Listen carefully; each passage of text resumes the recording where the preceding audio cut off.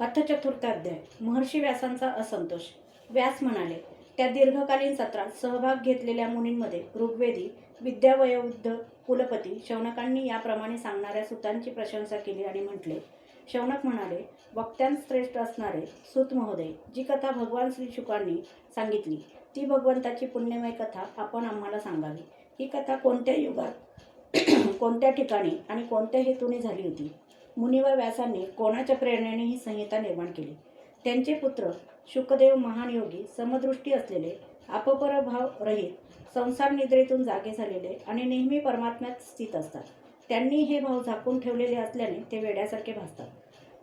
संन्यास घेण्यासाठी वनात जाणाऱ्या पुत्राच्या पाठोपाठ जेव्हा व्यासमुनी जाऊ लागले, त्यावेळी सरोवरात स्नान करणाऱ्या तरुण स्त्रियांनी नग्नावस्थेतील शुकांना पाहून आपण वस्त्र धारण केले नाही, परंतु वस्त्रे नेसलेल्या व्यासांना पाहून मात्र लज्जेने वस्त्रे धारण केली. हे आश्चर्य पाहून व्यासांनी कारण विचारल्यावर त्या स्त्रिया म्हणाल्या की आपल्या दृष्टीत जो स्त्री पुरुष भेद आहे तो आपल्या पुत्राच्या शुद्ध दृष्टीत नाही. पुरुजांगल देशातील हस्तिनापुरात जाऊन ते शुकदेव वेडसर, मुके आणि मंदबुद्धी व्यक्तीप्रमाणे फिरले असतील. गावातील लोकांनी त्यांना कसे ओळखले? शुकमुनींचा आणि पांडवपुत्र राजश्री परीक्षिताचा संवाद कसा झाला, ज्यामध्ये ही भागवत संहिता सांगितली गेली. गृहस्थांच्या घरांना तीर्थक्षेत्राचे महात्म्य प्रदान करण्यासाठी महामुनी श्री शुकदेव त्यांच्या घरी फक्त गायीची धार काढण्या इतकाच वेळ थांबतात. सूत महोदय, आम्ही असे ऐकले आहे की अभिमन्यू पुत्र परीक्षित भगवंताचे श्रेष्ठ भक्त होते. अत्यंत आश्चर्यकारक अशा त्यांच्या जन्म आणि कर्माचे वर्णन आम्हाला सांगावे. ते परीक्षित पांडव वंशाचा गौरव वाढविणारे सम्राट होते. त्यांनी साम्राज्यलक्ष्मीचा त्याग करून गंगा तटावर बसून आमरण उपोषणाचे व्रत का बरे घेतले? त्यांचे शत्रू स्वतःच्या भल्यासाठी पुष्कळशे धन त्यांना अर्पण करून त्यांच्या पाय ठेवण्याच्या चौरंगाला नमस्कार करीत असत. ते मोठे वीर होते. त्यांनी तरुण असून सोडण्यास कठीण अशा राज्याचा आपल्या प्राणांसह त्याग करण्याची इच्छा का बरे केली? ज्यांनी भगवंताचा आश्रय घेतला आहे ते तर जगताचे परमकल्याण, लौकिक उन्नती आणि समृद्धीसाठीच आपले जीवन वेचतात. त्यात त्यांचा कोणताही स्वार्थ नसतो. त्यांचे शरीर तर परहितासाठी होते. असे असता त्याचा त्यांनी विरक्त होऊन त्याग का बरे केला? वेदवाणीखेरीज अन्य सर्व शास्त्रात आपण पारंगत आहात असे मला वाटते. म्हणून यावेळी आम्ही आपणास जे विचारले ते सर्व आम्हाला सांगा. सूत म्हणाले, 4 युगांपैकी तिसरे द्वापर सुरू होते. तेव्हा महर्षी पराशरांपासून वसुकन्या सत्यवतीच्या ठिकाणी भगवंताचे कलावतार अशा योगी व्यासांचा जन्म झाला. एक दिवस सूर्योदयाच्या वेळी सरस्वती नदीच्या पवित्र जलात स्नान करून ते एकांतात पवित्र स्थानावर बसले होते. महर्षी व्यास भूतकाळ आणि भविष्यकाळ जाणत होते. त्यांची दृष्टी अचूक होती. त्यांनी असे पाहिले की न समजणाऱ्या कालगतीमुळे प्रत्येक युगातील समाजात धर्मभ्रष्टता आणि त्याच्या प्रभावामुळे भौतिक वस्तूंच्या शक्तीही क्षीण होत जातात. समाज श्रद्धाहीन आणि शक्तिरहित होतो. त्यांची बुद्धी कर्तव्याचा योग्य निर्णय करू शकत नाही आणि दिवसेंदिवस आयुष्यही कमी होऊ लागले आहे. लोकांचे हे दुर्भाग्य पाहून श्री व्यासांनी आपल्या दिव्य दृष्टीने सर्व वर्ण आणि आश्रमाच्या लोकांचे हित कसे होईल याचा विचार केला. त्यांनी विचार केला की अग्निष्टोमादी वेदोक्त कर्मांनी लोकांचे हृदय शुद्ध होते. त्या दृष्टीने यज्ञाचा विस्तार करण्यासाठी म्हणून त्यांनी एकाच वेदाचे 4 विभाग केले. व्यासांनी ऋग्वेद, यजुर्वेद, सामवेद आणि अथर्ववेद असे 4 प्रकारे वेदांचे पृथक्करण केले. इतिहास आणि पुराणांना 5वे वेद म्हटले जाते. त्यापैकी ऋग्वेदाचे पैल, सामवेद गायक विद्वान जैमिनी आणि यजुर्वेदाचे अध्ययन करणारे एकमात्र वैशंपायन झाले. अथर्ववेदामध्ये दरुण नंदन, सुमंत मुनी प्रवीण झाले. इतिहास आणि पुराणांचे अध्ययन माझे वडील रोमहर्षण यांनी केले. या ऋषींनी आपापल्या वेदांचे इतर अनेक विभाग पाडले. याप्रमाणे शिष्य, प्रशिष्य आणि त्यांचे शिष्य यांच्याद्वारा वेदांच्या अनेक शाखा तयार झाल्या. स्मरणशक्ती कमी असणाऱ्या लोकांनाही वेद शिकता यावेत म्हणून दयाळू भगवान व्यासांनी वेदांचे विभाग केले. स्त्री, शूद्र आणि संस्कारशून्य द्विज असे तिघेही वेदश्रवणाचे अधिकारी नाहीत. ते कल्याणकारी शास्त्राच्या कर्माचे आचरण करण्यात चूक करतील. त्यांचेही कल्याण व्हावे या हेतूने दयाबुद्धीने महामुनी व्यासांनी महाभारत या इतिहास ग्रंथाची रचना केली. ऋषी हो, जरी व्यासांनी याप्रमाणे नेहमी प्राण्यांच्या कल्याणासाठी आपली संपूर्ण शक्ती खर्च केली, तरी जेव्हा त्यांच्या मनाला संतोष झाला नाही तेव्हा खिन्न मनाने सरस्वती नदीच्या पवित्र तटाकी एकांतात बसून धर्मवेत्ते व्यासमुनी मनोमन विचार करीत म्हणाले, मी निष्कपट भावाने ब्रह्मचर्यादी व्रताचे पालन करीत वेद, गुरुजन आणि अग्नी यांची सेवा केली आणि त्यांच्या आज्ञेचे तंतोतंत पालन केले. महाभारताच्या रचनेच्या निमित्ताने मी वेदांचाही अर्थ उघड करून सांगितला. त्यामुळे स्त्री, शूद्र इत्यादी आपापल्या धर्मकर्माचे ज्ञान प्राप्त करू शकतील. जरी मी ब्रह्मतेजाने संपन्न असणाऱ्या श्रेष्ठ असलो तरी माझा जीवात्मा वास्तविक परिपूर्ण असूनही आत्मस्वरूपाने संपन्न झाला नाही असे मला वाटते, किंवा मी भगवंताची प्राप्ती करून देणाऱ्या धर्माचे बहुधा अजून निरूपण केले नाही, कारण तेच भागवत धर्म परमहंसांना आणि भगवंतांनाही प्रिय आहे. श्रीकृष्ण द्वैपायन याप्रमाणे आपल्यातील उणीव समजून खिन्न झाले होते. त्याचवेळी देवर्षी नारद वरील ठिकाणी येऊन पोहोचले. त्यांना आल्याचे पाहून व्यासमुनी लगेच उठून उभे राहिले आणि देवांनाही पूजिलेल्या देवर्षी नारदांचे त्यांनी विधीपूर्वक पूजन केले. अध्याय 4 समाप्त. अथ पंचम अध्याय. भगवंताच्या यश कीर्तनाची महती आणि देवर्षी नारदांचे पूर्वचरित्र. सूत म्हणाले, त्यानंतर आरामात बसलेल्या, हातात विणा घेतलेल्या परम यशस्वी देवर्षी नारदांनी हास्ययुक्त मुद्रेने आपल्या जवळच बसलेले ब्रह्मर्षी व्यासांना विचारले. नारदांनी विचारले, हे व्यास महर्षे, आपले शरीर आणि मन दोन्ही आपण केलेल्या कर्माने आणि चिंतनाने संतुष्ट आहे ना? आपली मनीषा निश्चितच पूर्ण झाली असेल, कारण आपण ही जी महाभारताची रचना केली आहे ती अत्यंत अद्भुत आहे. ती रचना धर्म आदी सर्व पुरुषार्थांनी परिपूर्ण आहे. सनातन ब्रह्मतत्वाचे आपण पुष्कळ चिंतन केले आहे आणि ते जाणलेही आहे. असे असतानाही हे प्रभो, आपण कृतार्थ न झालेल्या पुरुषाप्रमाणे शोक का बरं करीत आहात? व्यास म्हणाले, आपण माझ्याबद्दल म्हणालात ते सर्व खरे आहे. असे असूनही माझ्या मनाला समाधान नाही. याचे कारण समजत नाही. आपले ज्ञान अगाध आहे. आपण साक्षात ब्रह्मदेवाचे मानसपुत्र आहात, म्हणून मी आपणालाच याचे कारण विचारित आहे.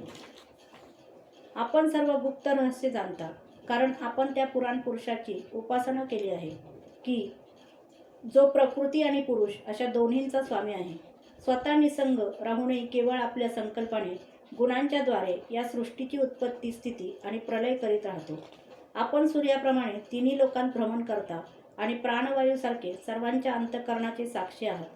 मी नियम पालनाच्या द्वारे परब्रह्म आणि शब्दब्रह्म या दोन्हींची पूर्णपणे प्राप्ती करून घेतली असताही माझ्याकडे जी उणीव आहे ती आपण मला सांगावी. श्री नारद म्हणाले, आपण बहुधा भगवंताच्या निर्मल यशांचे गुणगान केले नाही. मला असे वाटते की ज्यामुळे भगवंत संतुष्ट होत नाहीत असे शास्त्र किंवा ज्ञान अपूर्ण आहे. मुनिवर्य, आपण धर्म आदी पुरुषार्थाचे जसे निरूपण केले आहे तसे भगवान श्रीकृष्णांच्या महिम्याचे निरूपण केले नाही. ज्या रसभावालंकारांनी युक्त अशाही वाणीने जगताला पवित्र करणाऱ्या भगवान श्रीकृष्णांच्या यशाचे वर्णन केले नाही, तर अशी वाणी म्हणजे कावळ्यांसाठी ज्या ठिकाणी उष्टे पदार्थ फेकून दिले जातात तशी अपवित्र मानली जाते. मानव सरोवरात विहार करणाऱ्या हंसाप्रमाणे ब्रह्मधामात रममाण होणारे भगवत चरणाचे आश्रित परमहंस अशा रचनेच्या ठिकाणी रममाण होत नाही. याउलट जी रचना दूषित शब्दांनी भरलेली आहे, परंतु जिचा प्रत्येक श्लोक भगवंताच्या सुयश सूचक नामांनी भरलेला आहे, तीच वाणी लोकांच्या सर्व पापाचा नाश करते. कारण सत्पुरुष अशाच वाणीचे श्रवण, गायन आणि कीर्तन करतात. मोक्षप्राप्तीचे साक्षात साधन असलेले निर्मल ज्ञान भगवत भक्तिविरहित असेल तर ते तितकेसे शोभत नाही. तर मग जे साधन आणि सिद्धी अशा दोन्ही अवस्थेत नेहमी अमंगल असते, ते काम्य कर्म, साधन आणि जे भगवंताला अर्पण केले नाही असे अहेतुक देखील कर्म तरी कसे बरे शोभेल? व्यास महर्षे, आपली दृष्टी अचूक असून कीर्ती पवित्र आहे. आपण सत्यव्रती आणि दृढवती आहात. असे असल्याने आपण समाधीच्या योगाने संपूर्ण जीवनमात्रांना बंधमुक्त करण्यासाठी अचिंत्य शक्ती भगवंताच्या लीलांचे स्मरण करा. जो मनुष्य भगवंताच्या लीला व्यतिरिक्त दुसरे काही सांगण्याची इच्छा करतो, तो भेदबुद्धी मनुष्य त्या इच्छेने निर्माण केलेल्या अनेक नामरूपांच्या फेऱ्यात सापडतो. जसे झंझावताने डगमगणारी नाव अखंड हेलकावे खाते, त्याचप्रमाणे अशा माणसाची चंचल बुद्धी कोठेच स्थिर होत नाही. संसारी लोक स्वभावतःच विषयात गुंतलेले आहेत. धर्माच्या नावावर निंदनीय अशी सकाम कर्मे करण्याची आज्ञा आपणच त्यांना केली आहे.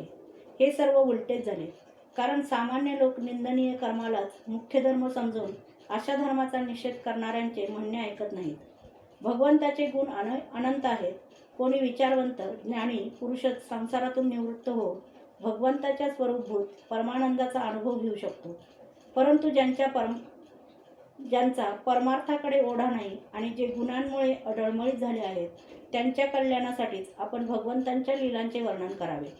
जो मनुष्य आपल्या धर्माचा त्याग करून भगवत चरणांची सेवा करतो, परंतु सिद्धी प्राप्त होण्यापूर्वी जर त्याचे भजन पूजन सुटले तर त्याचे काही अमंगल होते का? परंतु दुसरा कोणी भगवंताचे भजन न करता केवळ स्वधर्माचे पालन करतो, त्याला कोणता बरे लाभ होतो? अशाच वस्तूंच्या प्राप्तीसाठी बुद्धिमान मनुष्याने प्रयत्न केले पाहिजेत की जी वस्तू मुंगीपासून ब्रह्मदेवापर्यंत सर्व उच्च नीच योनीत केलेल्या कर्मांचे फलस्वरूप म्हणून प्राप्त होत नाही. अचिंत्य गती काळाच्या नियमानुसार दुःखाप्रमाणे विषय सुख सर्वांना स्वभावतःच प्राप्त होते.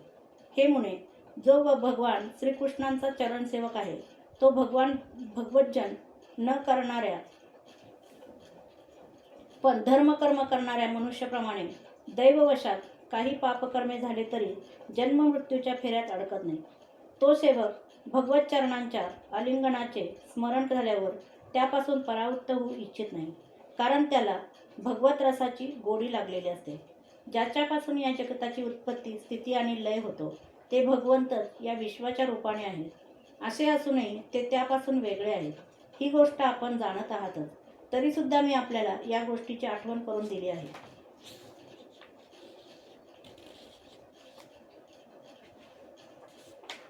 आपली दृष्टी अचूक आहे. आपण हे समजून घ्या की आपण पुरुषोत्तम भगवंताचे कलावतार आहात. आपण अजन्म असूनही जगताच्या कल्याणासाठी जन्म घेतला आहे. म्हणून आपणच विशेष करून भगवंताच्या लीलांचे वर्णन करावे. विद्वानांचे म्हणणे असे आहे की मनुष्याने केलेले तप, वेदाध्ययन, यज्ञाचे अनुष्ठान, स्वाध्याय, ज्ञान आणि दान यांचा एकमेव उद्देश हाच आहे की पुण्यकीर्ती श्रीकृष्णांचे गुण आणि लीला यांचे वर्णन केले जावे. हे मुने, मागील कल्पातील माझ्या पूर्वजन्मी मी एका वेदसंपन्न ब्राह्मणाच्या दासीचा मुलगा होतो. एका पावसाळ्यात काही योगीजन तेथे चातुर्मास व्यतीत करीत होते. लहानपणीच मला त्यांची सेवा करण्यास सांगितली. मी जरी लहान होतो तरी पण कोणत्याही प्रकारच्या खोड्या करीत नसे. इंद्रिये माझ्या अधीन होती. खेळण्या बागडण्यापासून मी दूर होतो आणि त्यांच्या आज्ञेनुसार त्यांची सेवा करीत असे. मी फार कमी बोलत होतो. माझे हे चांगले वर्तन पाहून समदर्शी असूनही त्या योग्यांनी माझ्यावर अनुग्रह केला. त्यांची परवानगी घेऊन त्यांच्या पात्रातील उरलेले अन्न मी दिवसातून एक वेळ खात असे. त्यामुळे माझी सर्व पापे नाहीशी झाली. अशा प्रकारे त्यांची सेवा करता करता माझे हृदय शुद्ध झाले आणि ते लोक जे भजन पूजन करीत असत त्यात मला गोडी वाटू लागली. त्या सत्संगात लीला परायण महात्म्यांचा अनुग्रह झाल्याने मी दररोज श्रीकृष्णांच्या मनोहर कथा ऐकू लागलो. श्रद्धापूर्वक एक एक कथा ऐकत गेल्याने प्रियकीर्ती भगवंताविषयी मला प्रेम वाटू लागले. हे महामुने, जसजशी मला भगवंताच्या विषयी ओढ वाटू लागली तसतशी त्यांच्या ठिकाणी माझी बुद्धी स्थिर झाली. या स्थिर बुद्धीमुळे मी या संपूर्ण कार्यकारण रूप जगातला असूनही मी माझ्या परब्रह्म स्वरूप आत्म्यामध्ये ही माया आहे अशी कल्पना करू लागलो. अशा प्रकारे वर्षा आणि शरद या 2 ऋतुकालात ते महात्मे दिवसातून 3 वेळी श्रीहरींच्या मंगलमय यशांचे संकीर्तन करीत असत आणि मी ते प्रेमभराने ऐकत असे. त्यामुळे चित्तातील रजोगुण आणि तमोगुण नाहीशी करणारी भक्ती माझ्या हृदयात उदय पावू लागली. मी प्रेमळ आणि विनम्र होतो. त्यांच्या सेवेने माझे पाप नाहीसे झाले. माझ्या हृदयात श्रद्धा होती. मी इंद्रियांचा संयम केला होता. तसेच मी त्यांचा आज्ञाधारक होतो. ज्या गुह्यतम ज्ञानाचा उपदेश स्वतः भगवंतांनी आपल्या मुखाने केला होता ते ज्ञान त्या दीनवत्सल महात्म्यांनी कृपाळू होऊन तेथून जातेवेळी मला दिले. त्या उपदेशामुळेच या जगताचे निर्माते भगवान श्रीकृष्ण यांच्या मायेच्या त्या प्रभावाला मी जाणू शकलो. जे जाणल्याने भगवंताच्या परमपदाची प्राप्ती होते. हे ब्रह्मन पुरुषोत्तम भगवान श्रीकृष्णांना सर्व कर्मे समर्पित करणे हे संसारातील त्रिविध तापांवर एकमात्र औषध आहे. हे मी आपणास सांगितले. प्राण्यांना ज्या पदार्थाच्या सेवनामुळे एखादा रोग होतो त्याच पदार्थाची चिकित्सा करून त्याचा प्रयोग केल्यावर तो रोग नाहीसा होणार नाही काय? याप्रमाणे जरी मनुष्याची सर्व कर्मे त्याला जन्ममृत्यू रूप संसार चक्रात अडकवितात, तरीसुद्धा जर ती कर्मे भगवंतांना समर्पण केली तर त्याचे कर्मपणच कर्मबंधन नष्ट होते. या लोकी जे शास्त्रविहित कर्म भगवंताच्या प्रसन्नतेसाठी केले जाते त्यापासून पराभक्तियुक्त ज्ञानाची प्राप्ती होते. त्या भगवत प्रित्यर्थ केल्या जाणाऱ्या कर्ममार्गावर भगवंताच्या आज्ञेनुसार आचरण करीत लोक वारंवार भगवंताचे गुण व नामांचे कीर्तन करीत त्यांचे स्मरण करतात. प्रभो, भगवान श्री वासुदेवांना माझा नमस्कार असो. आम्ही आपले ध्यान करतो. प्रद्युम्न, अनिरुद्ध आणि संकर्षण यांनाही नमस्कार असो. या प्रकारे जो पुरुष भगवंताच्या मूर्तीच्या नामद्वारा मंत्राखेरीज वेगळी मूर्ती नसलेल्या मंत्रमूर्ती भगवान यज्ञ पुरुषांचे पूजन करतो त्याचे ज्ञान पूर्ण आणि यथार्थ आहे. ब्रह्मर्षी, मी जेव्हा भगवंताच्या आज्ञेचे या प्रकारे पालन केले तेव्हा हे जाणून भगवान श्रीकृष्णांनी मला आत्मज्ञान, ऐश्वर आणि आपली भक्ती प्रदान केली. आपण पूर्ण ज्ञानी आहात. आपण भगवंताच्या कीर्तीचे वर्णन करा. यामुळे मोठमोठ्या ज्ञानी लोकांची जिज्ञासाही पूर्ण होईल. जे लोक संसार दुःखामुळे वारंवार व्यथित होत आहेत त्यांच्या दुःखाची निवृत्ती यामुळे होऊ शकते. दुसरा कोणताही उपाय नाही. अध्याय 5 समाप्त.